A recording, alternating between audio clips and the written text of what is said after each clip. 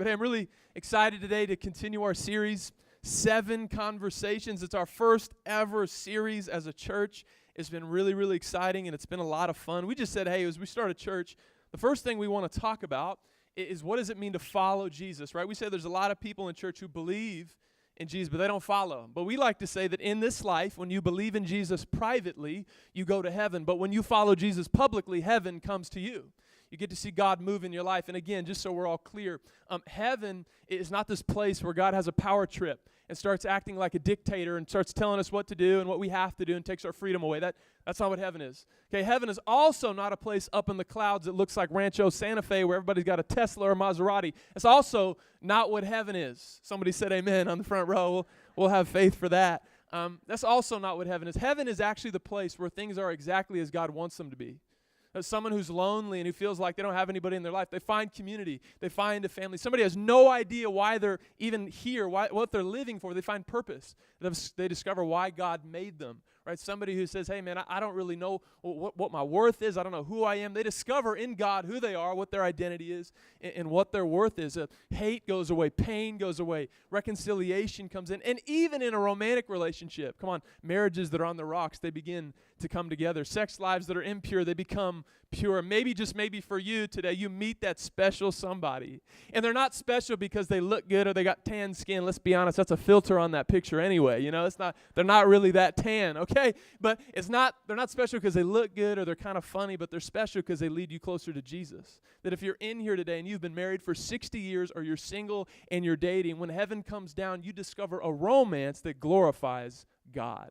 And so I'm really excited today to continue as we talk about romance. And really the subtitle about my message today is The Path to True Love. The Path to True Love. I got about an hour and a half of content. I'm doing 30 minutes. Can we do that? Is that okay for you? I'm going to talk 3 times faster than I normally do. Is that okay?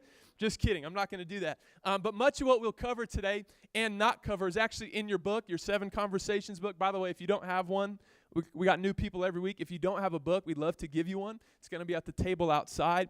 This week we're talking about romance, which means it's what we do every week. We talk about a topic, and then the next day the devotional start. Right? And so I was going to just read real quick, if I can find it, the devotional for tomorrow on romance. I believe it says, I am complete. There it is.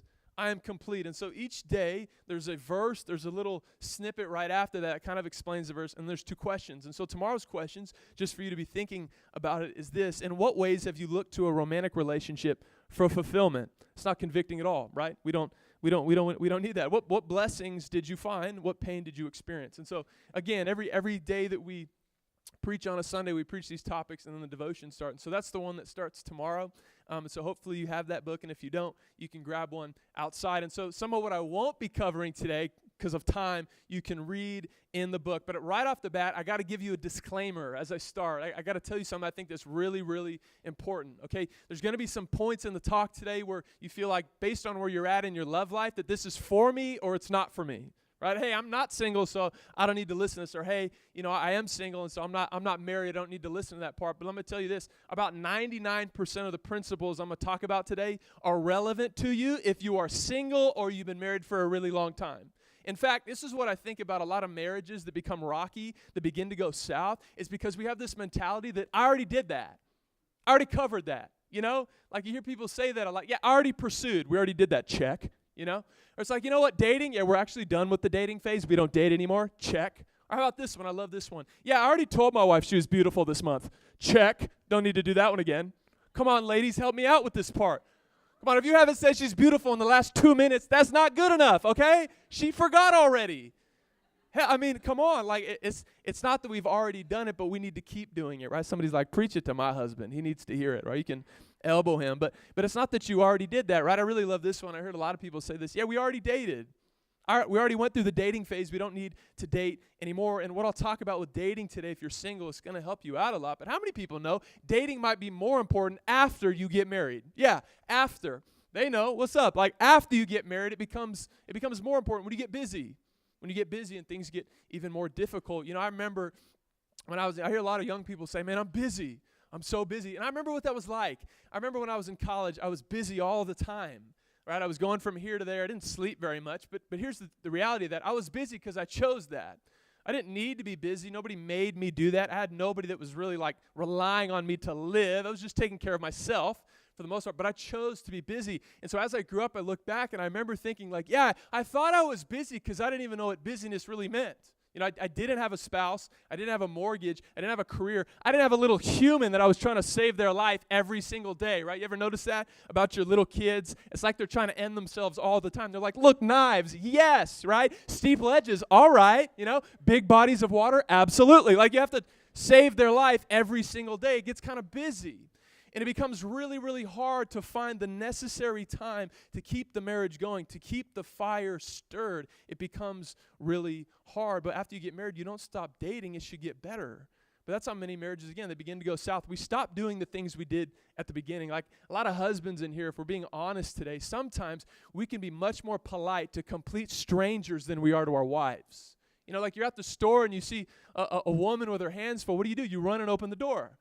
Same scenario, your wife comes home, but you're on the couch eating Doritos, right? She's like, hey, babe, can you come help me out? And you're like, it's fourth down, you know, like use your foot, like you got it, you know, it's like you got it, and we're not as quick to do that. We've kind of settled in, you know, it's like something's gotten stale, something has changed. We're not doing the things we did at the beginning, right? In fact, can you remember that? It's be kind of fun to think about if you're married in here. Think about that first season when you first, guys, pursued your wife. What was that like?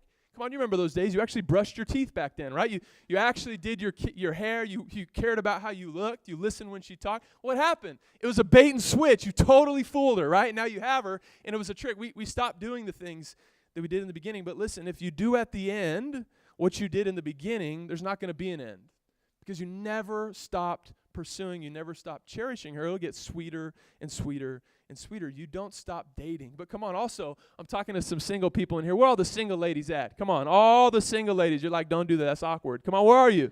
Come on, I'm just trying to help the guys. Guys, look around. You know you want to, okay? Trying to help you out. Listen, guys, pursue. Ladies, make it really hard. Guys, don't be weird, okay? You can be weird. Just don't go to church here, okay? There's a church down the street just for you. No, I'm just kidding. But dating is a really interesting topic, and I say it's interesting because if you had like a Bible study tool, which most of you probably don't have, but if you went online and found one, and you typed in the word dating looking for Bible references, do you know what you'd find? Nothing. Okay, the word dating and the idea of dating actually didn't even exist in Bible times. It's not even there, and so because of that, for some people, it's kind of unclear. It's kind of unclear, which is why we just date however we feel like dating, and let's be honest, we're not very good at it. We're not very good at dating. You know, the average first marriage in the United States of America today is 30 years old. In 1975, it was 22, meaning that people are having less kids. The average family in the U.S. is having 1.2 kids. How do you have 0.2 kids? I have no idea, okay, but that's the average, 1.2 kids. And then the statistic most people know about, now it says over 50% of marriages end in divorce. And so we're not very good at it. Right? And you've heard people say, man, I wish the Bible was clear on. But the Bible is actually very clear on sexuality, relationships, and marriage. And so we have hope today, which is what some of us need, right? Some of us in here, you need some hope in your marriage to make it a little better, to take it to the next level. And some of us who are single, you need some hope. And I think you want hope because I have this belief today that most people who are single, they really want to be married. That's just the belief that I had. I've met two people in my whole life who have said, I have the gift of singleness. That's what Paul says in 1 Corinthians. He says, God has given me the gift of singleness. By the way, one time I said that to my wife, and it didn't go over so well. You know, it was like in the heat of a battle, and just don't ever say that to your wife, right? I was like, I get what Paul was saying. Don't say that, okay? I was not very smart. But I've met two people that have said that, and literally one time, this one person told me 3 weeks later they were in a relationship. Okay, so I think I've met one person in my life that says they've had the gift of singleness, and that might be you, and that's fair. But for everybody else, I really think that they want to be in a marriage. They want to be in a relationship. And so because of that, I think that what happens is, and a lot of times people are in a relationship, and then all of a sudden they're not, and they say, hey, you know what, God's called me to be single. You ever heard people say that? They're like, God's called me to be single. Yeah, for the next year, I'm going to be single. God told me. And what happens is the first chance they get to be in a relationship, they're in one, right? Like 2 weeks later, they're here with their new boyfriend. Like God changed his mind pretty fast. You know, that was kind of wild. And that's what happened to me. I was in a long dating relationship right before I met my wife. We had just broke it off, and I told people, I said, hey, I'm going to be single for like a year. Sorry, ladies.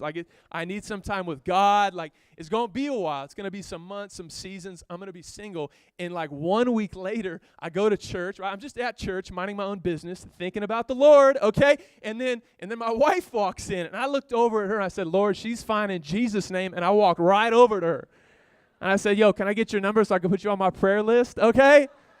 I left the 99 to come after you. That's what I said. Christians are weird, okay? Don't say that. Christians are really weird.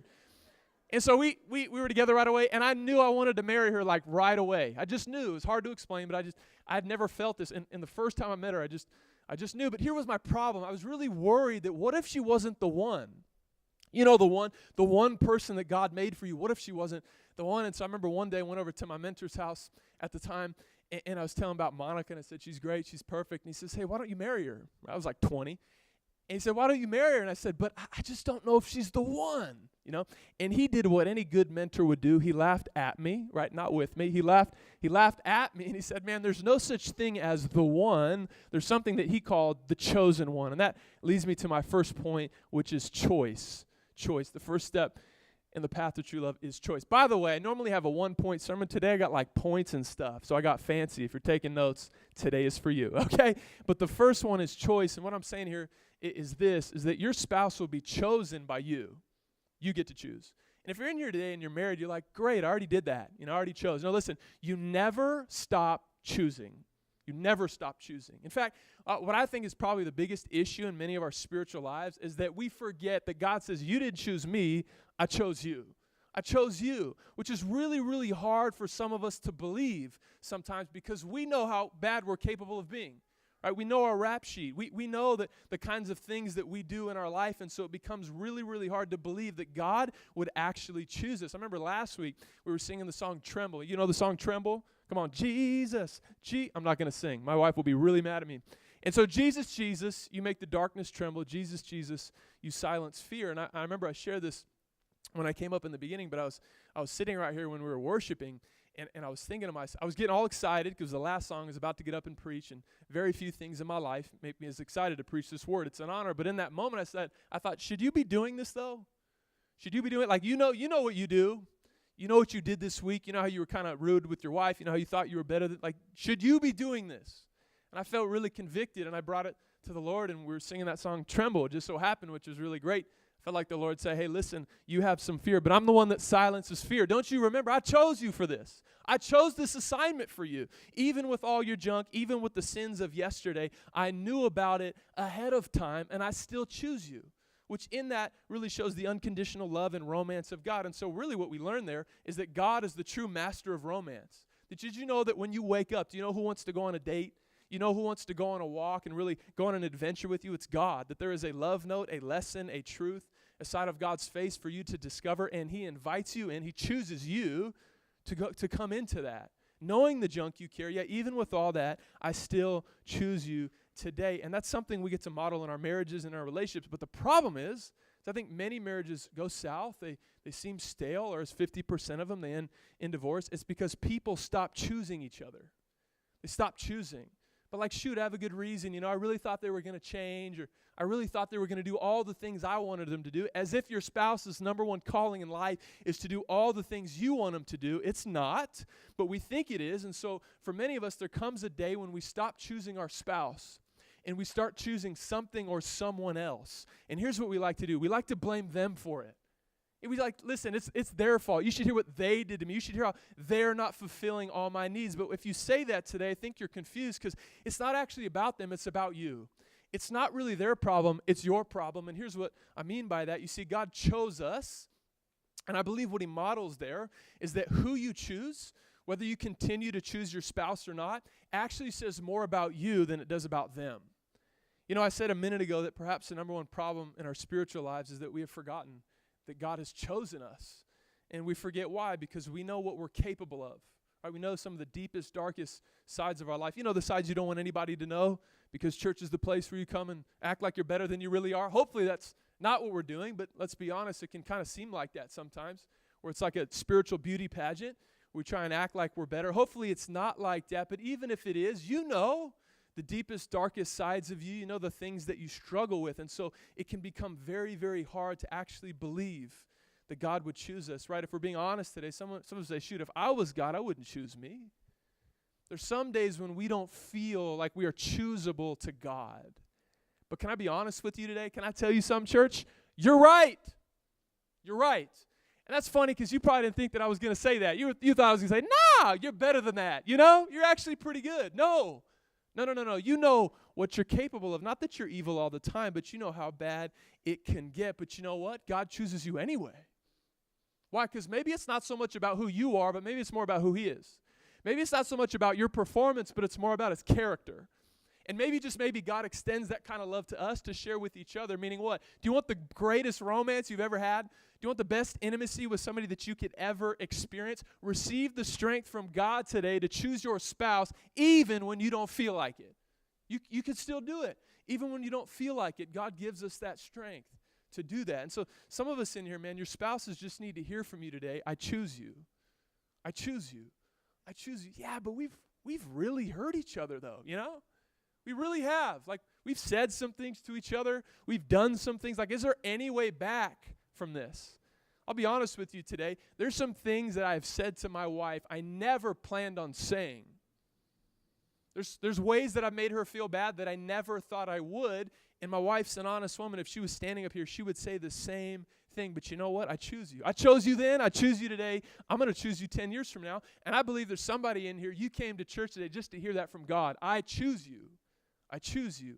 I choose you. As you hear him speak that over your life, but you're like, God, you know what I did? You know that sometimes I can do this and be like this, and God's like, let me give you some advice. Shut up. Okay, no, God didn't. No, I'm just kidding. God doesn't say shut up. He doesn't say that, right? But what does he say? He says, be still and know that I am your God, right? Psalm 46:10, he says, today I choose you, right? John 15:16, I choose you, I choose you, I choose you. It's my choice, God says. And if you're single today, please know right off the bat we got to debunk a common myth in church that you have to find the one person that God made for you. Listen, God didn't design one person for you. He designed you to be with one person.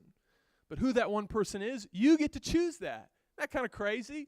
Yeah, you get to choose that. Why? Because God didn't want to make robots. He wanted to make people. And so he wanted to give you a choice because love is not love without choice. He doesn't force you. He sets you free to choose. In fact, that's why God put 2 trees in the garden. It's a much longer conversation, but you hear a lot of people in church say, man, that was messed up, right? Like, why did he put the other tree there? There was a tree we could eat from, and then there was a tree of the knowledge of good and evil. Said, hey, don't eat that. Why would he do that? That's where sin came from. That's kind of messed up. Listen, if God didn't put that there, you would have no choice but to choose God. Did you know that Jesus Christ died for the sins of the whole world, and most people were not even going to receive that gift? Jesus died just for the chance to get to know you better. That's it. It's wild. Why? Because you get to choose. God says, hey, I'm not going to force you to choose me. It's up to you. It's up to you. You get to choose. And so we have a choice. Why? Because God didn't want to make robots, number one. And number two, if God made one person just for you, don't you think you would have messed it up by now? Like, it would have taken one bad decision on where to go to school or what job to take or what city to move in, and you probably wouldn't have messed it up because your ancestors probably would have already messed it up. Right? Think 1,000 years ago to your great-great-great-grandfather Billy. Billy was supposed to marry Tina, but he didn't want to marry Tina. She got funky teeth, and so he married Tanya. What's Tina supposed to do? Tina don't want to be alone, so she marries Bo. Bo's supposed to marry Cindy. Like, the whole plan is messed up. You know, like, God really must not have seen that one coming. That's not how it works. Okay, so it's not about finding the one. It's about being the one. It's about being somebody worth marrying, which leads me to my first scripture today, Ephesians 5:22. It's real quick. Here's what this verse says. It says, wives, submit yourselves to your husbands as you do to the Lord. And so all the husbands are like, yeah, I just need a woman to submit, you know? I just need a woman who's going to submit to me. That's all I need to do, right? But ask yourself this, guys. Are you a man worth submitting to? Are you a man worth submitting to? Ladies, I told you I was going to get them today, okay? And so, guys, are you a man worth submitting to? Do you submit to the Lord? And if you don't, then why would you expect your wife to submit to you? I don't know. That's just what the text is saying. Don't expect your wife or a woman to submit to you, right, unless you're first willing to submit to Jesus. And so, are you worth submitting to? Do you love women or do you lust them? Do you free them or do you force them? Do you protect or do you possess? Are you worth submitting to? And all ladies like, yeah, get them. Well, here's what the Bible says about you. A couple verses later, Ephesians 25, it says this, husbands, love your wives just as Christ loved the church. And, right, you guys don't have an and, but we have an and. It says, and gave himself up first. So let's just acknowledge right off the bat that we have a pretty hard job, right? Women are like, man, I got to submit. What? We're called to die for you, right? We're supposed to die for you. But women, ask yourselves, are you a woman worth dying for? Are you a woman worth dying for? Are you joyful or are you jealous? Do you communicate or do you manipulate? Do you forgive or do you fight? And there's a lot of stuff there that we could go over, but it's just one of my points today, so we're going to move on. But ask yourself those questions and stop looking for the one and be the one. I think it's kind of selfish to look for the one. I think because what we're saying there is I don't really need to change. I need to find somebody who will acclimate to my life because I'm good, you know. I am the way I am. I am who I am. You need to figure it out if you want to be with me, right? Let me tell you something about marriage. Marriage changed me, sanctified me, grew me more than anything else in life. I was able to be selfish and do whatever I wanted all the time, and I had to quickly learn how to be selfless, right? It grew me a lot, and so a lot of times when we're praying for our spouse or our future spouse, we pray this prayer, God, prepare them for me, right? I think we should change that prayer to God, prepare me for them, right? Which is a really good principle really to live out. Be the change in the world that you want to see happen. Okay, don't wait for somebody else to do it. You do it. You know that at any moment, I know as the man, I have the power to make my relationship with my wife healthy again, whole again, even if I know she's wrong, you know? That's kind of a funny statement. When I know she's wrong, I can still go forgive her. I can still say, hey, let's talk about it. I can give her a hug and give her what she wants. At any moment, I know I can make it right no matter how I feel. And so if you're married today, ask yourself, what do I want most out of my marriage? How do I want it to change? What do I want from my spouse? Do you want attention? Do you want respect? Do you want them to listen to you? Whatever you want from them, simply give it to them. And stop focusing on who they need to be, and you be the one. And if you're dating, ask yourself, am I a man or a woman who lives a lifestyle worth choosing? Am I worth choosing? Okay. Second set of C's. Number 2, chemistry, character, and calling. I didn't have time to go over all three, so I smashed them together. Is that okay? Yeah, we smashed them together. They're all kind of similar. And so the first part is about you getting right with God and you being somebody worth choosing. And now you're on the prowl. Now you're looking around, right? And this is even good if you're married, to have these things in your marriage. Chemistry, character, and calling. And if we're being honest, wouldn't it be easier if God did make one person for you and then he told you who it was? That would just be way easier. You know, like wouldn't it be he opened the clouds one day, he said, yes, young man, indeed, the one person I made for you is Carrie Underwood. It would just be easier, right? Or Betty White, depending on who you are. I don't know where you're at in life, but, you know, his message is for everybody. But it would be easier if he would just say that, but he doesn't. And so do you have chemistry? Do you guys mesh? Now, this is funny to me because many of us, especially single people in here, you have a list probably on your phone. Like if I went to your iPhone under notes, you have a list of Mr. and Mrs. Perfect. And if you're married, you also have a list. You just don't write it down. It's in your head. It's in your head of all the ways that your spouse needs to change and all the things that they need to do to make you really happy, and so this applies to you too. We all have a list. And it's what's funny about that is if you go on your list, we could probably just throw the list away, okay? On most of your phones, we could probably just throw it away because it's probably focused on the wrong things. It's probably shallow, and it's focusing on things that are not really realistic. Many times we create a mosaic in our heads of the perfect person. Right? They have to have the eyes of David Beckham, the body of Dwayne "The Rock" Johnson, the hair of Pastor Alex Erlenbush, and they have to preach like Jesus. Like what? That person they don't exist. You know, they exist in your head, but you'll never meet them. And the problem is with that is that you are creating expectations that'll never be met. They'll never be met. And so what happens is a lot of times you meet the right person, but they're not perfect, and so you discard them. And we do this in our marriage, right? We think, oh man, my wife, they might just be the wrong spouse, and you'd never say that out loud. But some of us, we've gotten to that point. And again, it's not really that they're the wrong. You might be the wrong spouse for saying that. We'll talk more about that in a minute. But you might meet the right person and discard them. I had a friend one time. It's true. He met the right girl. Okay, she was beautiful. She loved Jesus. She was hospitable, humble. She was compassionate. These great attributes for a woman. And so he broke it off. I said, what happened? He said, man, we should have chemistry, you know? I said, no, I don't know. Can you please explain it to me? And he said, you know, she just had this snorty laugh. You know, it was weird. I couldn't handle it. It wasn't, and he said this, it wasn't very sexy. And in that moment, it reminded me, like, we need to redefine the word sexy in 2018. Do we not? Like, culture wants to tell you what's sexy. Like, ladies, show some more skin. Guys, act like a jerk, you know? Like be cocky, be into yourself. Girls, act provocative, right? Like, all these things that culture is telling us, and it's just not really actually something that's going to last.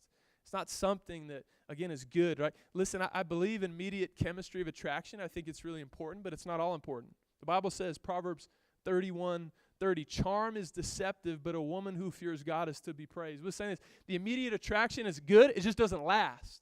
It's not something to rely on. Come on, a woman is worth dying for who fears God. A woman or a man who's worth submitting to is someone who, again, fears God, follows God. You know what's sexy, by the way? Somebody in church. I'm just going to, not in my notes, I'm just going to go off on somebody in church today. They're not sleeping in. Okay, they're here praising God or serving God. I was thinking of this because I was talking to a girl recently, and she's dated many guys. She said, I just can't find the right guy. And I just had a thought. I said, hey, where are you meeting these guys? Random thought. She's like, well, I met him at this bar at like 1 a.m., and then the guy, we were dancing downtown. I was like, and I'm not condemning that life, okay? That's not my fight today. But I was like, there's a trend, You ever met a guy at church? Somebody who's serving God, somebody who's worshiping the Lord. That's kind of sexy. I don't know. It's sexy to me. You should look at his Bible, by the way. Does his Bible, is it brand new? Does it still have the sticker on it? Looks like it hadn't been used very much. You know what I'm saying? Or does it have like rips and the bindings falling apart and it's highlighted? There's notes in the margin. Like, that guy's been in the war. That's kind of sexy. I don't know. That's not in my notes. It was just extra. But even that is not enough. You know what's really sexy is godly character. Okay, godly character is really sexy. And here's what I want to say about character. You discover someone's character by their patterns, not their potential. You discover someone's character by their patterns, not their potential. And this is a big deal. I have a lot of time to talk about it. But a lot of people in church, they do what's called missionary dating. Have you heard this? I'm going to date them. They don't know Jesus yet, but they will because I'm going to save them. No, you won't. And not that that's never happened. It just doesn't usually happen. Right? And you don't want to date someone or, for God forbid, marry someone based on potential. Why? Because the Bible's pretty clear. Everybody in the world has the potential of following Jesus, but do they? No. Everybody has the potential of growing up and getting it together, but do they? No. And so you say, well, he has a potential to treat me right. Then why does he have a pattern of mistreating his mom or mistreating past relationships? He has a potential to take care of me financially. Well, then why does he have a pattern of blowing his money, getting into bad debt, and getting fired from jobs? He has a potential, or he or she has a potential to cherish my body and value me. Then why do they have a pattern of sleeping around? It doesn't make any sense. Right? They have a potential to follow Jesus with me. Then why does their pattern say something completely different? You got to value yourself more than that. And the Bible is actually very, very clear on this. 2 Corinthians 6:14. It says, do not be yoked together with unbelievers. Right? And then it goes on to say, does righteousness and wickedness, what do they have in common? It says, does Jesus and the devil, do they hang out? Are they buddies? Did they do ministry together? And please know that God is not punishing you. He's not trying to keep it. It's not to say that they're not important or you shouldn't pray for them. But listen, you don't need to date them. Just pray for them. Okay? Your romance is not going to save their life. It's just not. But a lot of times we think it is. But when we do that, listen, we're putting our future kids, we're putting our calling on the altar of that they might follow Jesus. That's not worth it. You're sacrificing all of that. Again, so if you yoke up, if you get in a relationship with someone like that, your future, your spiritual life, your kids, they're on the altar. And the other thing that will be sacrificed is your calling. Okay, what God has placed you here to do. And I've seen this a lot, people who are really passionate about doing something for God, and then they marry someone who doesn't care at all, and so they don't really end up doing it. And it's really sad. It's really devastating, but it makes sense because Amos 3:3 says this, can two people walk together without agreeing first on the direction? And the answer is no. And so where do you go spiritually? You don't go anywhere because it's like a tug of war. You're not going, you can't go in separate directions and have a healthy marriage. And so there seems to be a tug of war on the direction and purpose and passion of life, and then kids get involved, and it's way more complicated. But listen, dating is not just for fun. It's not just for a great Instagram post. It's not just for a better Valentine's Day. It's forever. Okay, the truth is your spouse is either the greatest blessing to your life or the biggest lid to your life, ceiling on your life. I'll tell you this, my wife is my secret weapon in ministry. Okay, I could not do this without her. Here's what I mean. When we were going off and starting this church, by the way, if you're new, we're 6 weeks old. Somebody nodded. Okay, we're 6 weeks old. I should know that. We're 6 weeks old. And so we had many months before this to kind of prepare. And there were days when we had like nothing, and we had all these staff who weren't getting paid, and they're like, "What's up?" And I'm like, "I don't know. I don't know what I'm doing, and I don't want to tell anyone that, but I don't know what I'm doing." And I just didn't know what to do. And my wife had faith for me when I didn't have faith for myself, because she's sometimes way more faithful than me. She's my secret weapon, man. My greatest blessing in my life and in ministry. And so that's true for your life. It's either the greatest blessing or the biggest lid to your life. And so here's God's design for you if you are single. His design for you to be to put your head down and run towards Jesus. Run after your calling. And hopefully along the way, you will run into somebody who's running in the same direction. But here's what we do. We like to pick up our heads because we get impatient. You know, we're like, I'm 26 and I'm not married. I'm never going to get married. It's like, what? Who said that, you know? You get married, you got like 60 years left. People are living later, you know? And so, but we say these things, and so we pick up our head and we look around. And what we do is with this. We leave our life and we join someone else's. We leave our race and we join someone else's. Don't do that. Never do that. It's not worth it. You'll be dissatisfied in the end. You want to find someone who's running in the same direction. And when you do that, you know what's going to fade away? The sexy and all that it'll just fade away because it doesn't last. It's not really worth it. And so when you found somebody, this is the next C. When you find somebody, there's chemistry. You guys share a calling. They have good character. Here's what you need. The next thing you need is clarity. And this is true for any marriage, okay? It's good to ask yourself, do we share a calling? Right? Are we exemplifying good character? How's our chemistry been? And if you want to work on those things, what you need to go to the next level is you need clarity. And here's what I mean. You ever date someone, you find someone really awesome, and you're like, great, now what? I have no idea what to do next, right? And we kind of say, hey, let's just see what happens. And I'm going to talk more about that in a minute. But here's a couple things that I give people to have a really great romantic relationship. Okay, the first thing is boundaries. If you're taking notes, you should write down. The first thing is boundaries. Okay, boundaries are really, really, really important for any romantic relationship. I'll give you an example. When me and my wife fight, we have boundaries. Okay? And here's some of them. We don't yell, we don't cuss, we don't call each other names. We don't bring up stuff from the past that we've already forgiven each other for, and we don't walk away and slam the door. And how many married people in here know that we made those through trial and error? You know what I'm saying? Like there was a season where that was normal, and so fighting would get out of hand. And so we had to make these boundaries to do it, give clarity so we could move forward in our life. And I'll talk about more about why that's important in just a minute. But listen, if you're dating, I don't care if you're 17 or 47, nothing good happens after 11 p.m. Can I just say that? I just had to throw that. Just really important. And here's what I mean. The ministry I used to lead for years was a night service. And this is going to sound crazy to some of you, but I heard this story dozens of times. People would come to service. They would come to service. They'd worship God. They'd hear the message. Afterwards, they'd start talking about it. They'd walk each other to the car. It's getting pretty late. All of a sudden, they start sharing the hardship in their life. One of them starts crying. Now they're hugging. Now they're praying. And then they're like, man, and then we just woke up next to each other. I'm not kidding. It happened dozens of times. Why? Because church, it's a very emotional thing. It's very emotional. It gets very deep, very fast. And this is why, at the end of service, we say, hey, if you want to respond to the word, if you want to give your life to Jesus. Why? Because there's this natural thing of how God made us where there's something on the inside of you that's reacting and responding. Something on the outside wants to come out. So a lot of times people will just do it right here, right here. And why is that? Because you don't have any boundaries. Like, let's be honest. People that get married never plan on having an affair. They don't plan on it. People that get married, they don't plan on being hooked on pornography. They don't plan on it, but sometimes it happens. Why? Because you don't have any boundaries. And the other problem is you might make boundaries, but you trust yourself a little bit too much, which is why the second thing is accountability. Okay, if you make boundaries, you need people to hold you to it because you're not as strong as you think. I like to say, I don't trust a man who trusts himself. You're not that strong. You're a lot weaker than you think. And I'll say it like this. Let me get a little bit real in here today. There was a season of my life before I did ministry where I watched pornography. It's not something I did every day. It's not something I did every week, but it's something that I did here and there. And today I do not watch pornography. And I'd love to tell you that it's because I just love Jesus so much. And let me tell you, 99.9% of days, that's true. It's more than enough, okay? I'd love to tell you that it's because I'm so attracted to my wife, and I am, okay? More than the day that I met her, and 99.999% of days, that's true. But as a man, you know what that feels like when there comes a day when you just feel weak. You know what I'm talking about? You feel it in your stomach. And what is that? That's your flesh starting to take over, and you just feel like you're about to do something that you don't really want to do, but you feel like you're out of control. And that day happens to every man, I don't care how holy you are, that comes. But you know what my last line of defense is? I have an application on my iPhone, my iMac, my iPad, and my MacBook Pro. Apple owns my life, okay? And so on every one of my devices, there's a thing where if I do go look up something, there's going to get an email that's going to be sent to somebody in our church who calls me pastor and somebody on staff. And let me tell you, that's good enough for me, okay? At that point, I'm like, all right. Why? Because we want to sin in private. We want to have secrets with the devil. And by the time it comes out, we don't really want it anymore.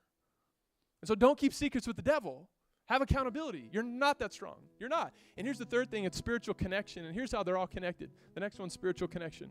Okay, so praying together and all that kind of stuff. But here's the deal. How many know it's really hard to pray with somebody after you had sex if they're not your spouse? It's hard. It's hard to pray with your spouse after you were just screaming at each other. You can't do it. I remember the last church I worked at, I was doing a mediation between two guys that really didn't like each other, and at the end I made them pray for each other. It was hilarious. They were like, I don't want to do that. It's hard to be in God's presence and hate somebody. And I said, you don't have to do it, but I just challenge you. And they did it, and their whole tone changed. But the problem is when you're having sex, you can't connect with them spiritually.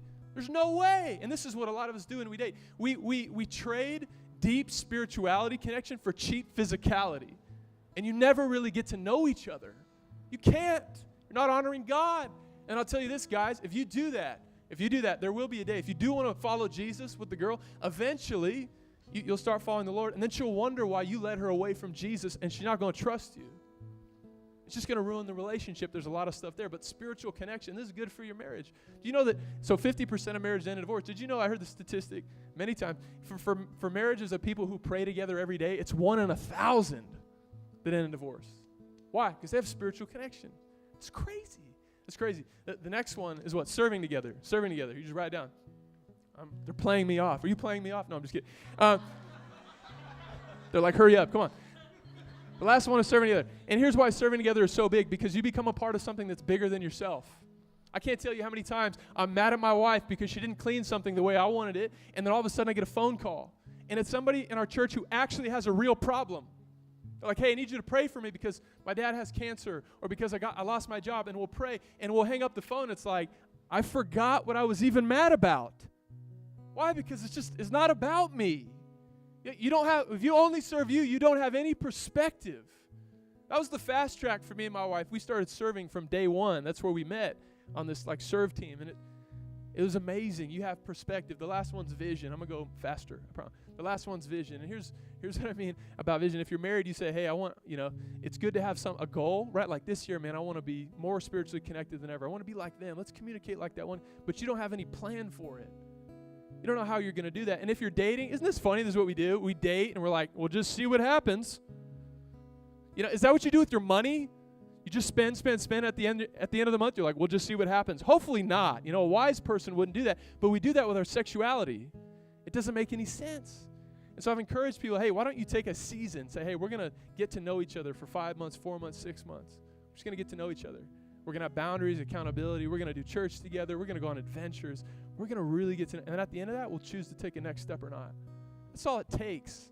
It doesn't take 17 years to date to know if you want to marry somebody, right? But that happens all the time. Why? Because there's no plan. There's no vision. Have more intentionality for your life. And so I said, hey, have a vision, dude, guys. Have a plan. That'll really, really help you. And so I'll just skip past all this. Let me get to the last C, because this one's the most important. I gave a lot of practical stuff. I don't usually do that, but today I felt like that was really important. For the last one's complete. This one's the most important. Okay, all the stuff I said before doesn't even matter until you're complete. And here's what I mean by that. I don't know if anybody remembers the movie Jerry Maguire. Anybody? Jerry Maguire? That movie really messed us up. Okay, I don't know if you remember that scene where Jerry looks at Dorothy and he says, Dorothy, we live in a cynical world, but I love you. And they said, you complete me. You complete me. You know what the problem is with that statement? There's actually no person outside of Jesus Christ that could ever complete you. There's no person that could fulfill the certain voids and holes and gaps that is in your soul. The Bible says in Ecclesiastes that God put eternity into the hearts of men. There's some areas of your life only God can fill, and yet we go to even our spouse. We go to romantic relationships to get filled, to find identity, and you know what? You're disappointed every time. Can I tell you that your spouse is not your savior, they're your spouse. They're not meant to be perfect. They're not meant to give you every little thing that you want. That's not what it's about. That's not what it's about at all. And so here's the thing. You're not ready to compliment someone until you're complete in Jesus. Because you're not completing someone, you're complimenting them. And you know what's really interesting? And I promise I'll end with this. Did you know that Jesus never dated? Yeah, I've never heard anyone talk about this in church, but Jesus actually never got married. Why? Because marriage is bad? No, come on. Outside of a relationship with God, marriage might be the greatest gift God ever made. But why? I think he's modeling something. I think he's modeling that you do not need another person to complete you. He lived a full life. Amen? He did. He had the Father, and that's all he needed. You're not ready to give away romance until you let God romance you, okay? And so that's how I want to end today. Why don't we stand, and I'm going to pray, and then we'll have another worship song.